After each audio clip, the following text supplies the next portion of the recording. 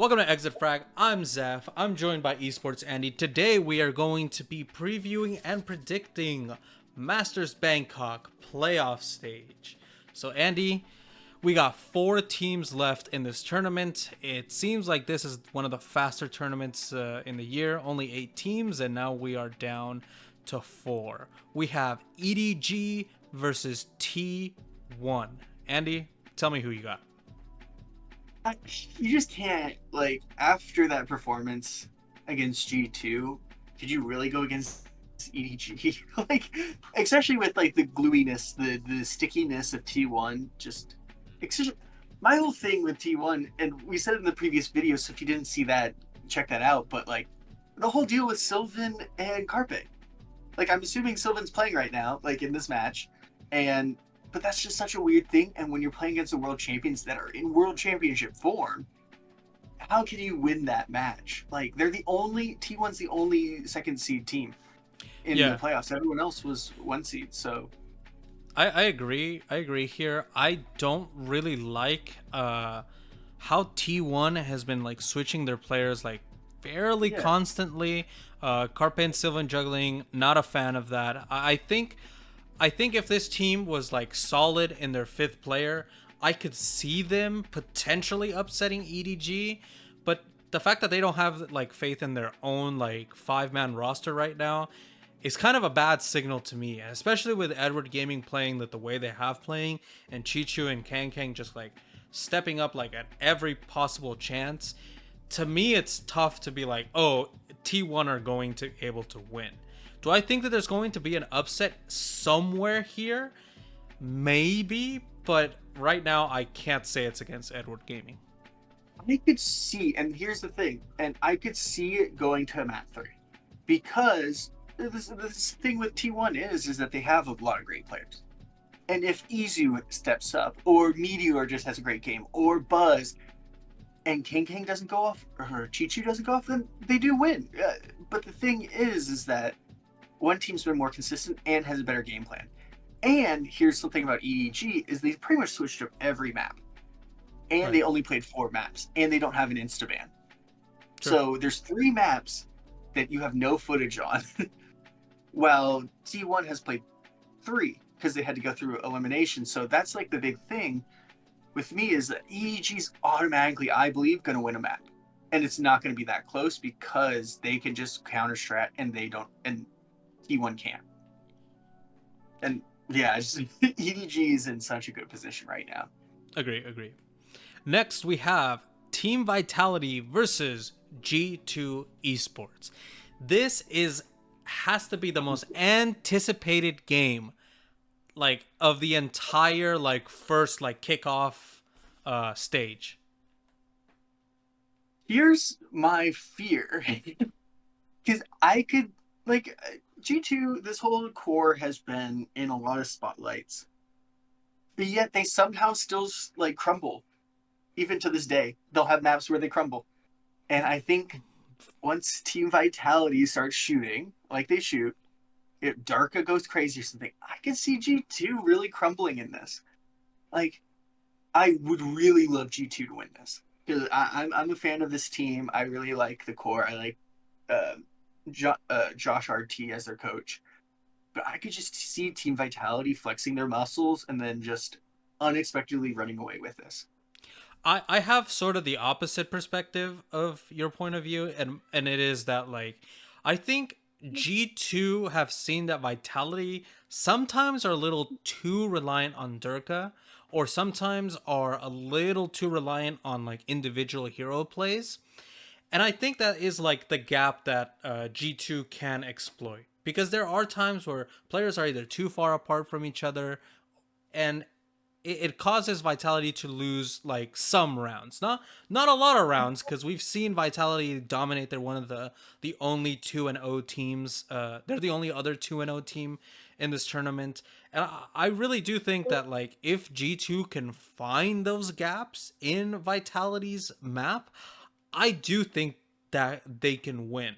That being said, Durka has been incredible in the 2 matches he's played.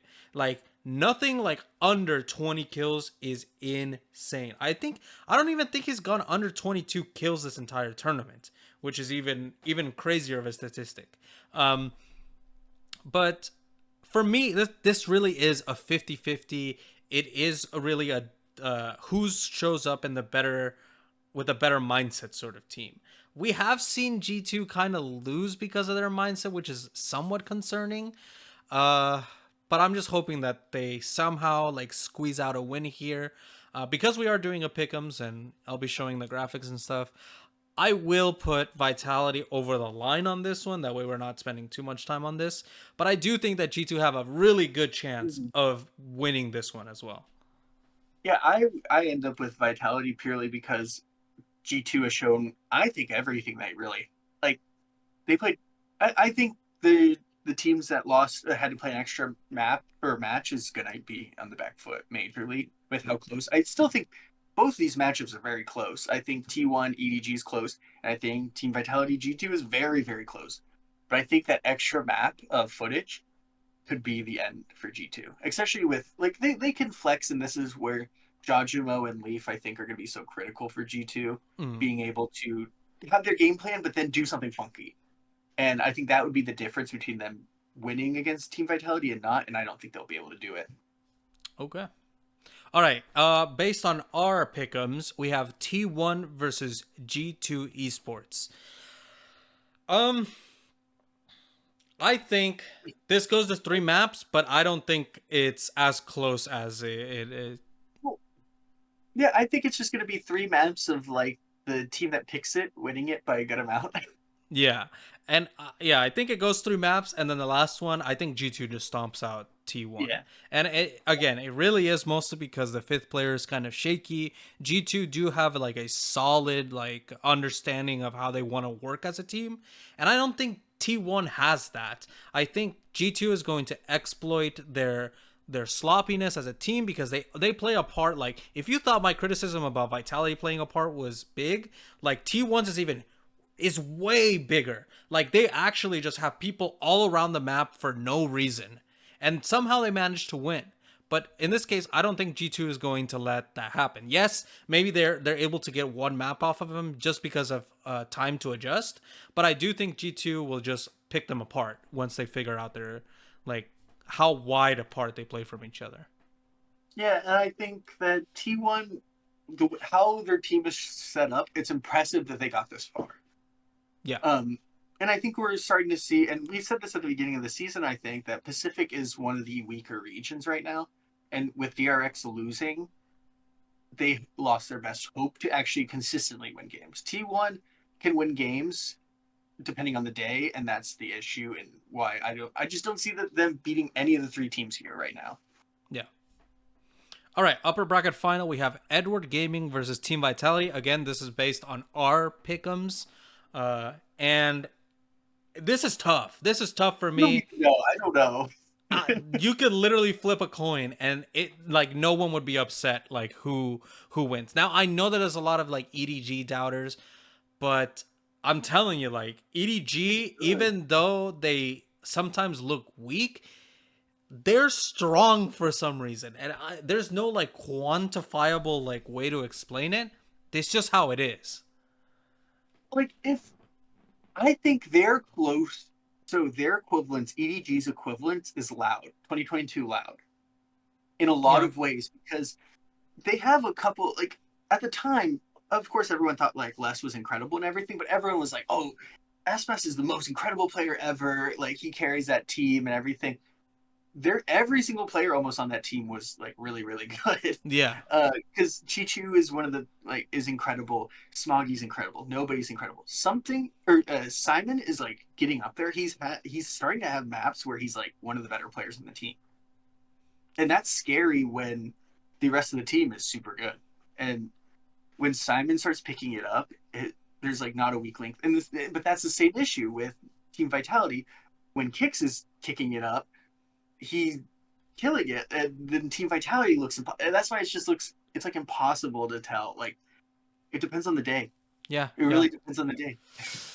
yeah. I don't know. I think we got to pick one here. So I'm gonna go with Vitality. I I think was going with EDG because I was like, I want to see that back-to-back grand final finish. Like, I'm going with EDG. I okay, think. okay. All right. We'll move EDG on. All right. Lower final, we have Team Vitality versus G2 Esports again. If they play again, I don't. If they play again, I think G2 is winning. I I do too. I think I actually I agree with that because G2 has a better like. I feel like they can counter strat better. Yes, 100% Like agree. especially after playing them once, like Valen as an IGL is good is better than safe Yes, yes, as an yes. IGL. Yeah, and I think that's gonna be the difference. I agree. I think Vitality will come very close to beating G2. I don't think they will. That'd be crazy. Yeah, Vitality finishing third, All right. G2 And and the exit frag grand final prediction is Edward Gaming versus G2 Esport. I think G2 is winning this one.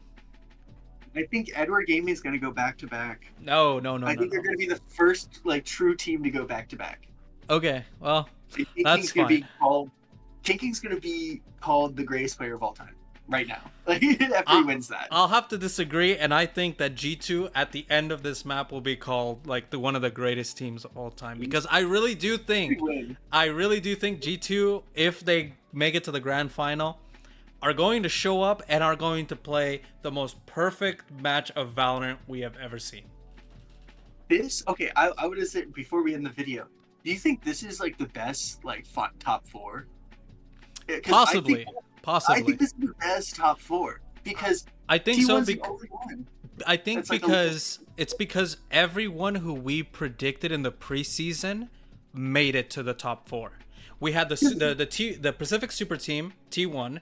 We had Edward Gaming, who was the returning champions.